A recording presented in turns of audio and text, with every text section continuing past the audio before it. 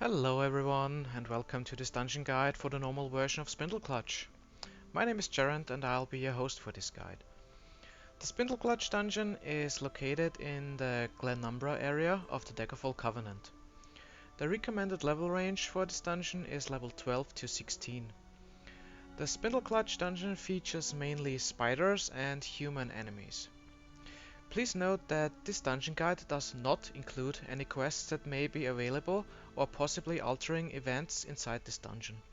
Also, be advised that at the time of this recording, all members of the dungeon guide group are of high veteran rank, so certain encounters might look easier as for a group doing this dungeon at the recommended level range. Alright, let's get started by introducing the members of my group, all of them fellow Alith members. This time I am accompanied by Seek Me,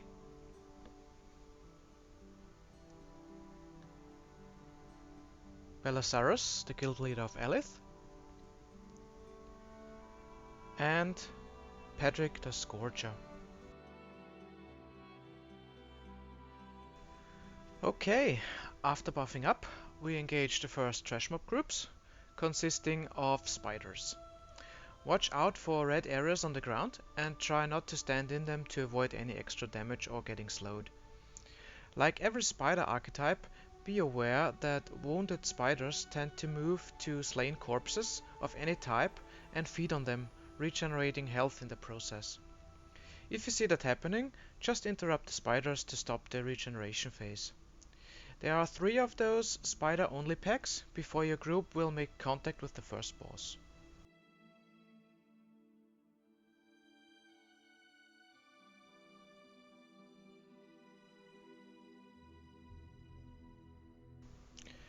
In the background, when you reach this area, you can already see the first boss, Spindleclutch. A white, big spider with her brood resides here. While the tank takes care of Spindleclutch, your other group members should focus on the spiderling ads first and then concentrate on the boss. There are 2 special abilities to watch out for except for her basic poison spit attacks. One is more of a hindrance than a danger.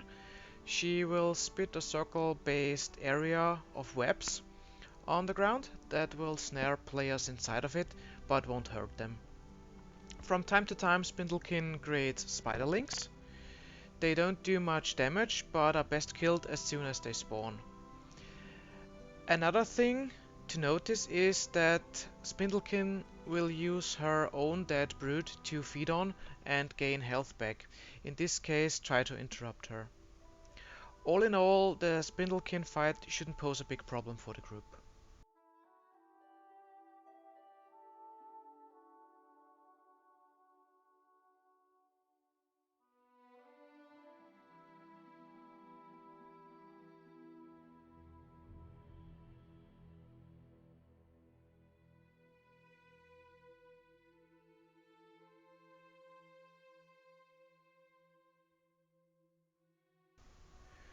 Moving on, you will encounter just one group of spiders and then you can continue to reach the big cave where the next boss will spawn. In here is yet another group of spiders. This time take care to let them come to your group.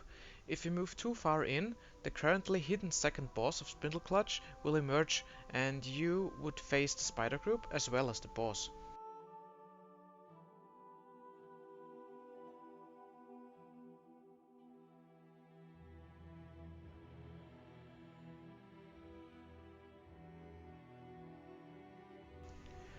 Okay, once the spider group is killed, move further in, so you can activate the fight against the Swarm Mother.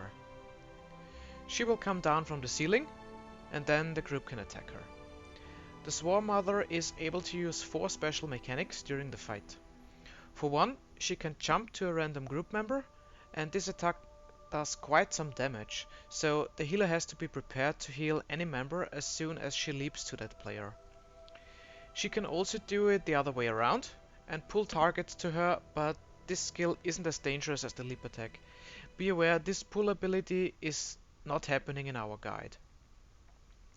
During the fight, the Swarm Mother also periodically summons spider ants, which also come down from the ceiling. They are normal small spiders and don't do much damage, but should be taken down as soon as possible, otherwise your group may get swarmed by more than one wave over time. Swarm Mother's last ability normally only affects the number 1 threat target and is a heavy charged up single attack. The tank should block this attack, otherwise it would result into a knockback and substantial damage.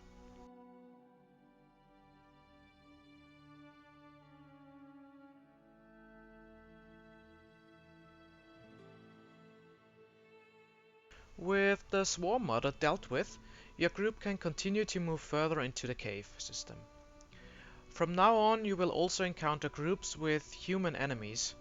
Try to focus on the healers first if you spot any. Also, the tunnels are sometimes very narrow here now, so especially watch out for area effect spells on the ground and try to avoid extra damage that way. There is one big spiderling group, and once you pass the stone door, you will face the first human-based group, and after that, the third boss of Spindleclutch blocks your group's way.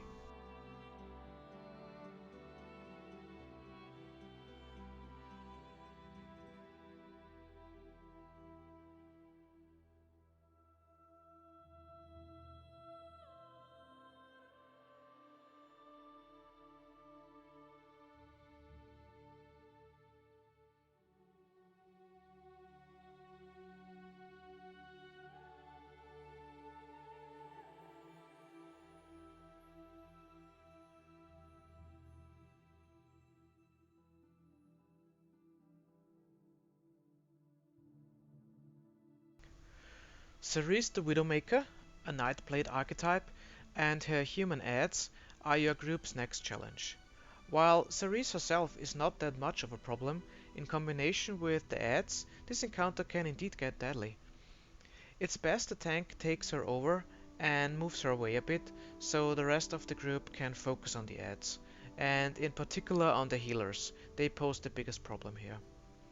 As soon as the adds are dealt with, the group can focus on Cerise and her two special abilities.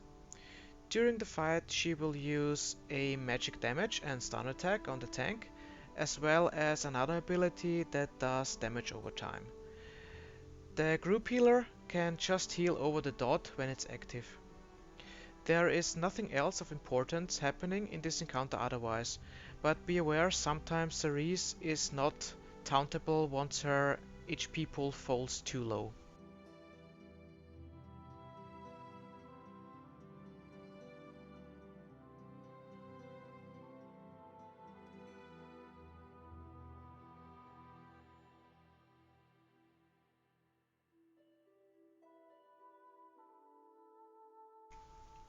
Cerise the Widowmaker is history, and your group has only one bigger trash mob group left before you face boss number 4.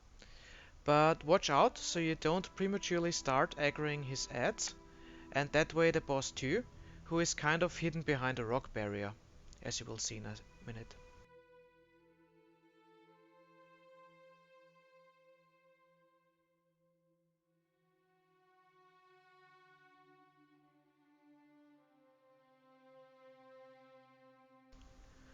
Big Rabu carries a two-handed sword and likes to start the fight with a Fury Chain skill pool, like a Dragon Knight does.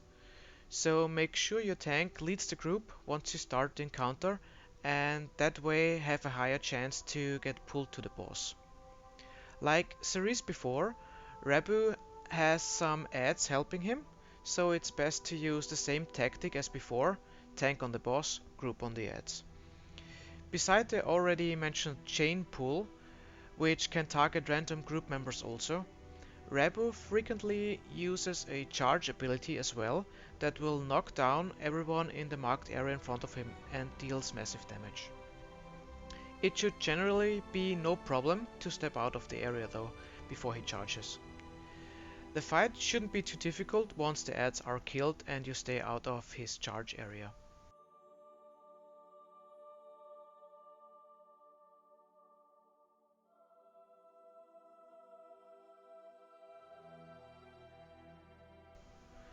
With Big Rabu out of the way, the final boss fight is getting closer, but first your group has to get past 3 more trash mob groups.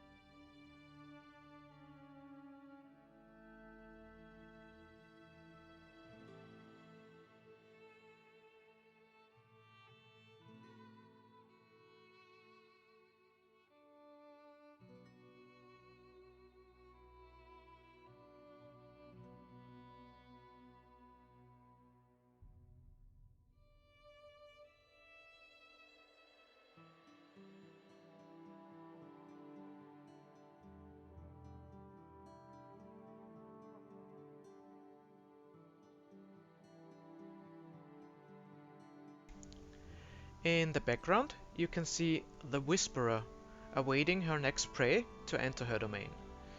The Whisperer, a spider Daedra, is the 5th and final boss for the normal version of Spindleclutch.